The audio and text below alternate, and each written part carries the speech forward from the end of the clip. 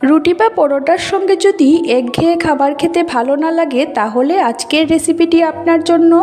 আজকে আমি আপনাদের চানা বাটার মশলা একদম সহজে বাড়িতে কী করে তৈরি করা যায় সেটি দেখাবো। তাহলে চলুন দেখে নেওয়া যাক।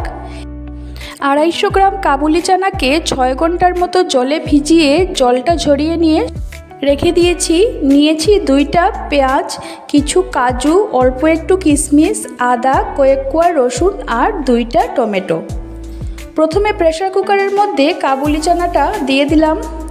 জল ঝরানো কাবুলি চানাটা দিয়ে অল্প একটু জল এবং নুন দিয়ে আমি এটাকে 2 থেকে 3টা হুইসেল দিয়ে দেব। অল্প একটু নুন দিয়ে দিলাম। এখন প্রেসার কুকারের মুখটা বন্ধ করে আমি এটাকে 2টা কি 3টা হুইসেল দেওয়া পর্যন্ত চুলাতে চাপিয়ে রাখবো। অন্যদিকে একটা কড়াই নিয়ে নিলাম, দিয়ে দিয়েছি অল্প একটু সাদা তেল। তেলটা গরম হয়ে এলে কেটে রাখা 2টা পেঁয়াজ তেলের মধ্যে দিয়ে দিচ্ছি রসুনের কোয়াগুলি, দিয়ে দেব আদা।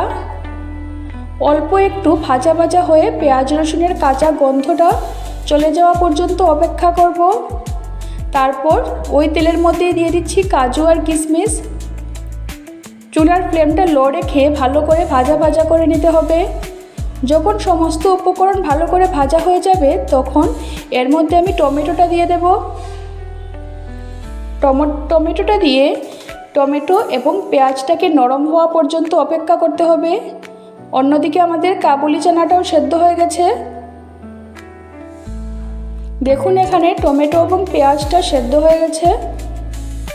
ঠান্ডা হয়ে যাওয়ার পর এটাকে আমি তুলে একটা মিক্সিং গ্রাইন্ডারের মধ্যে দিয়ে দিচ্ছি।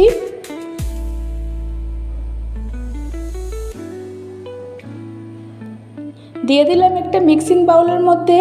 এখন এটার আমি একটা পেস্ট তৈরি করে নেব। দেখুন সব কিছুর একটা মিহি পেস্ট তৈরি করে নিয়েছি। অন্যদিকে চুলার মধ্যে দিয়ে দিলাম 2 চামচ বাটার।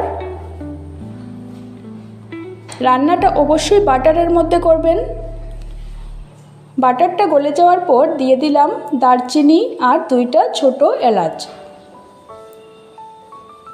এলাচ এবং দারচিনি থেকে যখন সুন্দর গন্ধ বেরোবে তখন এই যে আমরা পেস্টটা তৈরি করে রেখেছিলাম সেটা কড়াইয়ের মধ্যে দিয়ে দিলাম। ভালো করে মিশিয়ে নিতে হবে। রঙের জন্য আমি এখানে অল্প একটু কাশ্মীরি লঙ্কা গুঁড়ো ব্যবহার করেছি। ভালো করে কষিয়ে নিলাম। তারপর দিয়ে দিচ্ছি পরিমাণ মতো চিনি। এখানে আমি নুন ব্যবহার করব না, যেহেতু আমি ছোলাটা সেদ্ধ করার সময় নুন দিয়েছি তাই আর নুন ব্যবহার করব না। 1 চামচ চিনি ব্যবহার করেছি আমি এখানে। অল্প একটু জল দিয়ে আমি আর একটু ভালো করে কষিয়ে নেব। অন্যদিকে আমাদের প্রেসার কুকারটাও খুলে গেছে। দেখুন ছোলাটা একদম ভালো করে সেদ্ধ হয়ে গেছে। মশলাটা ভালো করে কষিয়ে নেওয়ার পর সেদ্ধ করা ছোলাগুলো আমি এর মধ্যে মিশিয়ে দেব। ভালো করে মিশিয়ে নিতে হবে।